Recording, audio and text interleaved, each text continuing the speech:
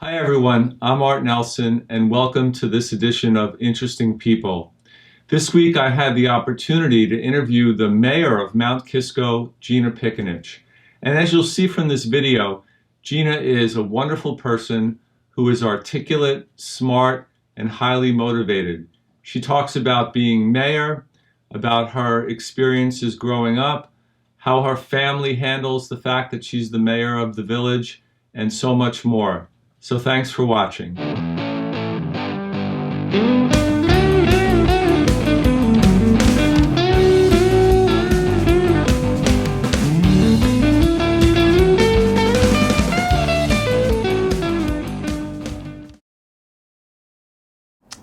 When I grew up, I actually would say that I had an idyllic childhood.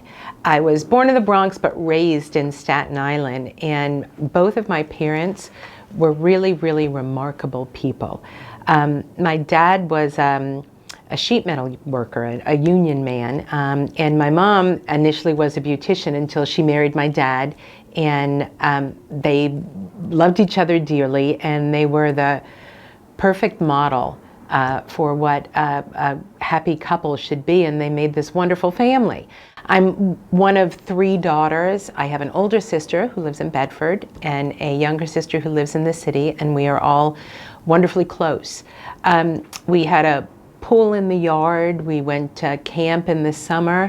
My father ultimately opened businesses, ice cream stores, and so he made his money in the summer. So we never vacationed in the summer, but we always went on a family trip. We would drive to Florida. I remember going to Disney World, which was always a family favorite.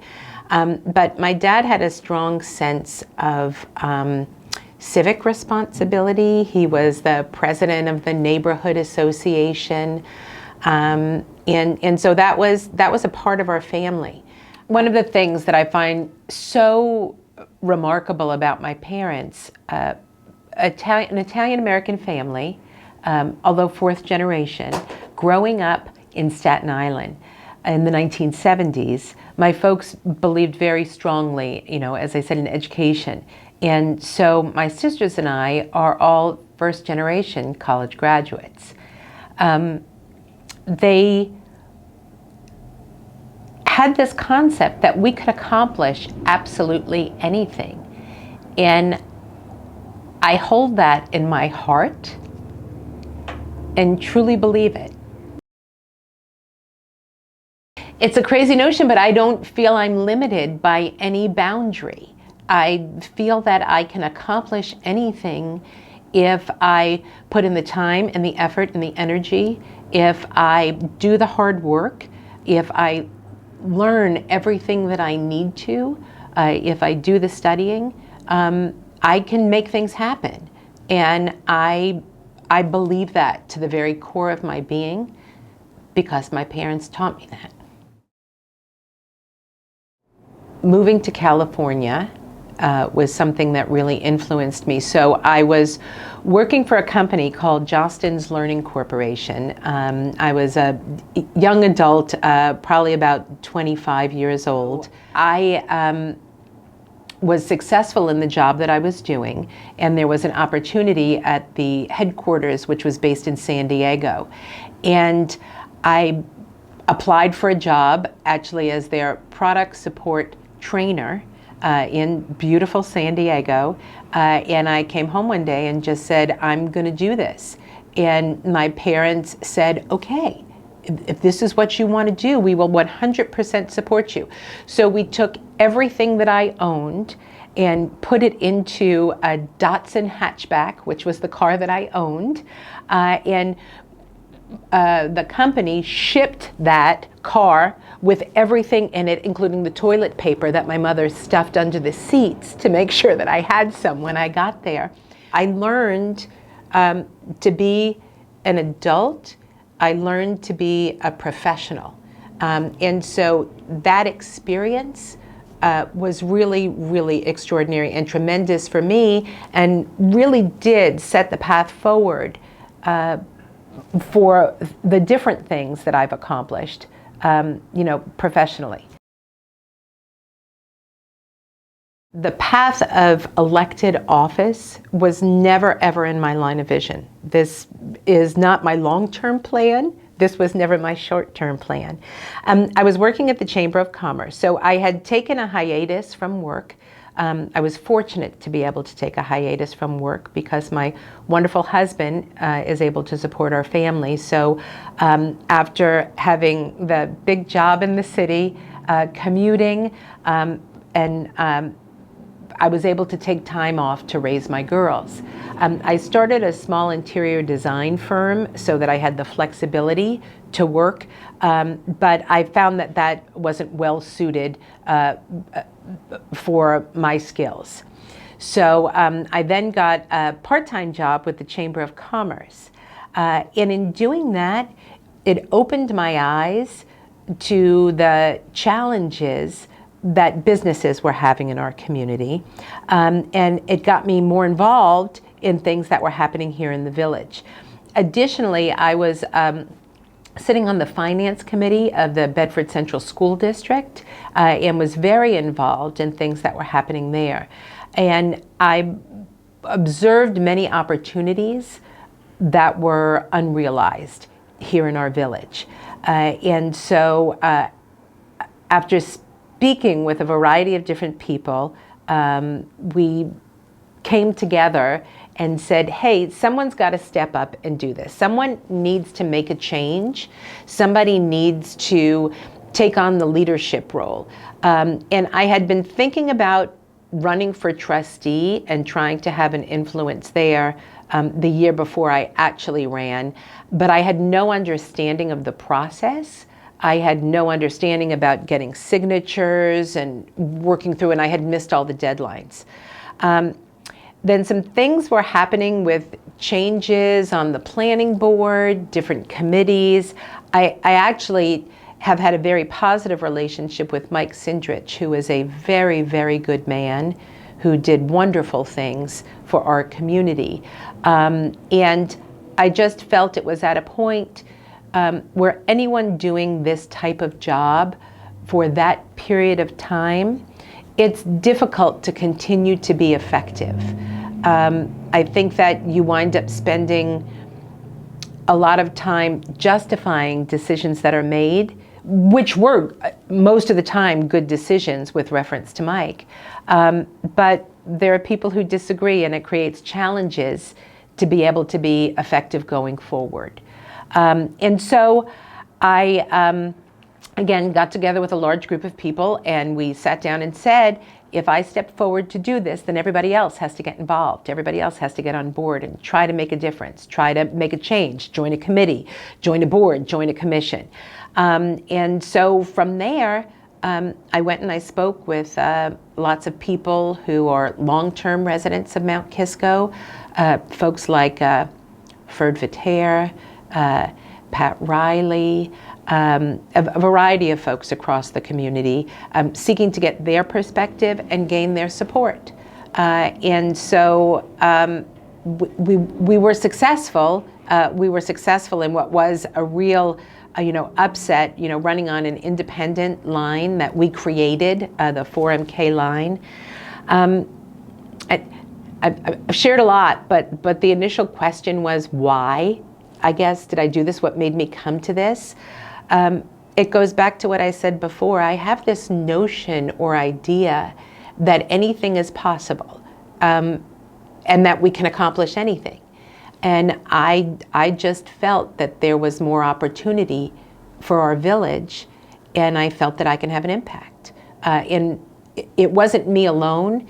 It was with support of a great, great number of people that I was able to get elected to office, and it's their continued support that enables us to do good things in the village. Some of the challenges, I think the greatest challenges for me have been having enough people pay attention.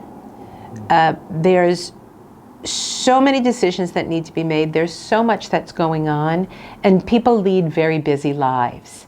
And so getting people to hear and pay attention to what's happening in local government can be really difficult. And I generally consider myself to be an effective communicator. And we've tried to reach out to use, online communications. We've, done things through phone calls. We've included letters and water bills. So we try to reach out in a variety of different communication vehicles. But things happen, and I'm always amazed how many times people will say, "Oh, I was not aware of that," or "I didn't know that." And again, when you're living within a system and within a world and you're working to make things happen, you're completely absorbed in that. So others are living in their own systems and in their own worlds, and so that's their priority and that's what they're paying attention to. So one of the biggest challenges is getting people to pay attention.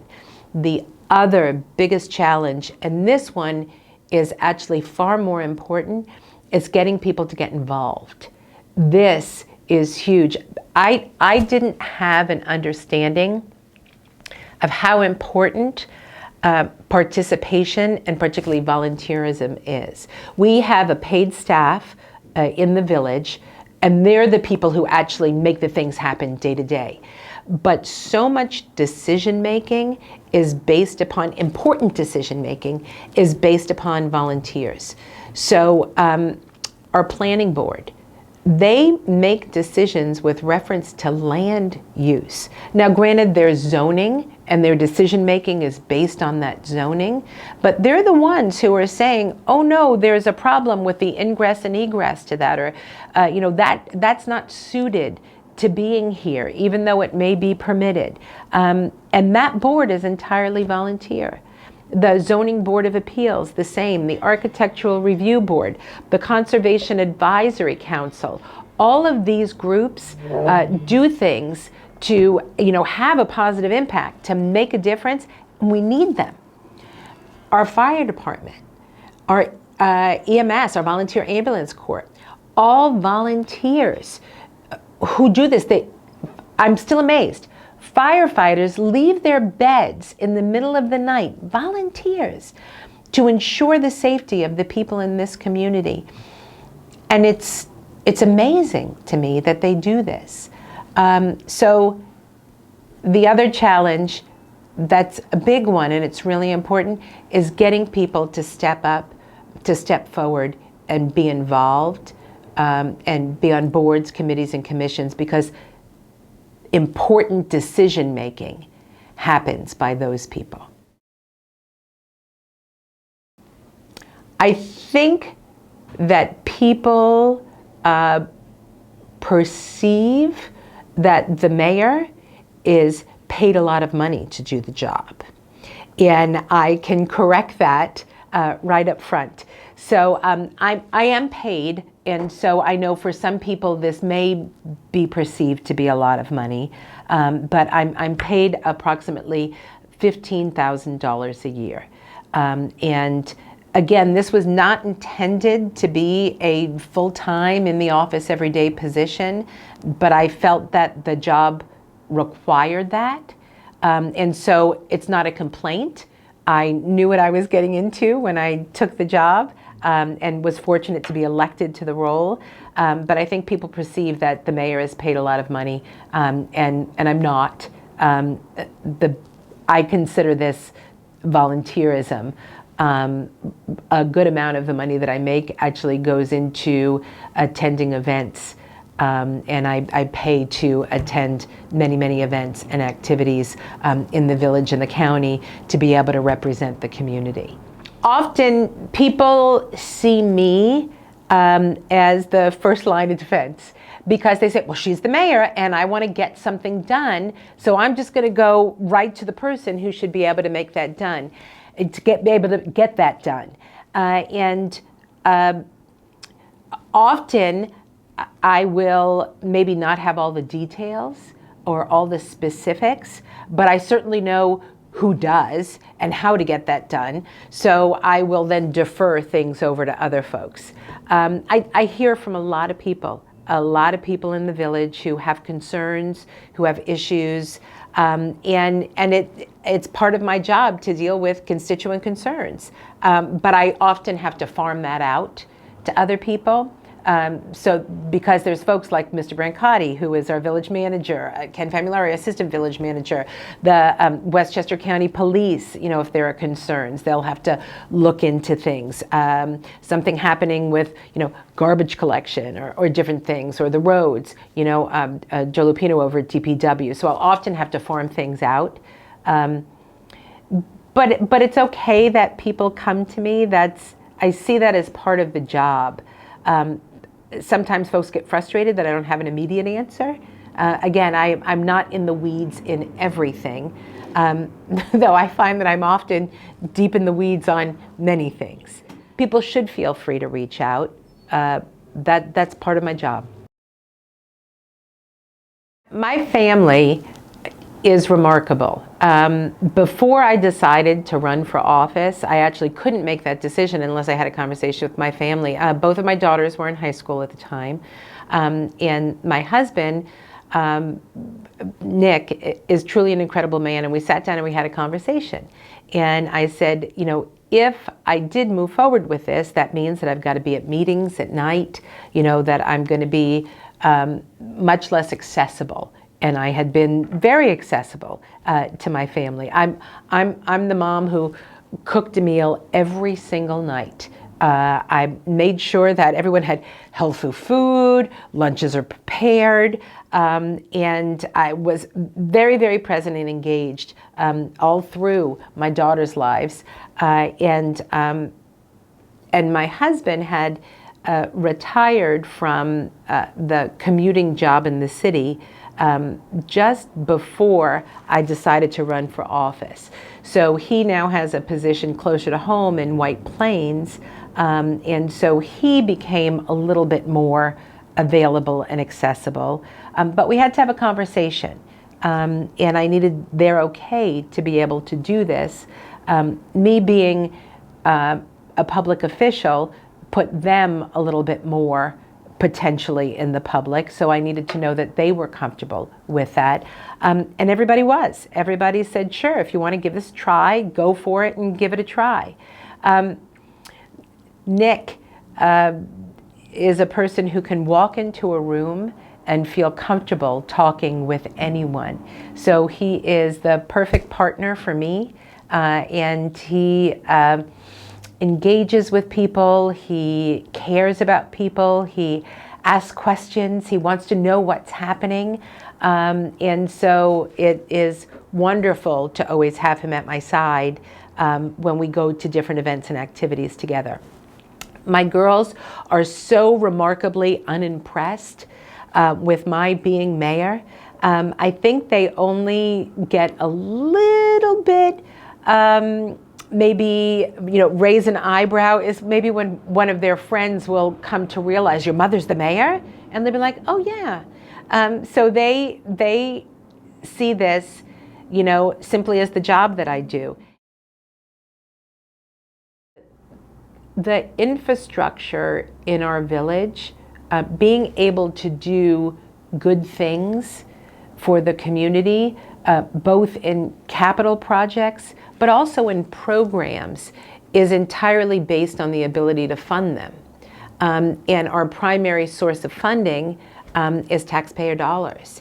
And we want to ensure that we are as fair as possible in taxes. Actually, we don't want to raise taxes. So being able to have more sources of funding, and I'd fix the Preston Way Bridge. I'd rebuild our senior center, which is just aging infrastructure.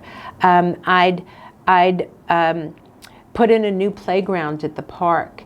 I'd try to figure out if we can purchase more property to put in a dog park that I know people really want. I'd take a look to beautify further the whole area behind Village Hall, to maybe put in a children's play space back there. We're trying to work on free Wi-Fi downtown. I want to see that happen. There's so many things that are dependent on the funding. So that's the first thing that came to my mind. If the other piece is, if I could sprinkle magic fairy dust, I just want to extend further the kindness that I know is at the base and the hearts of this community. It's interesting because I look to other communities. You see lots of information online, and I'm always so impressed with the kindness and respect that the people of Mount Kisco treat each other with, and I'd like to see that. I'd like to see that be extended to everyone across our whole community, regardless of who they are. And I think more often than not that does happen, but I'd like to ensure that it does across our whole community.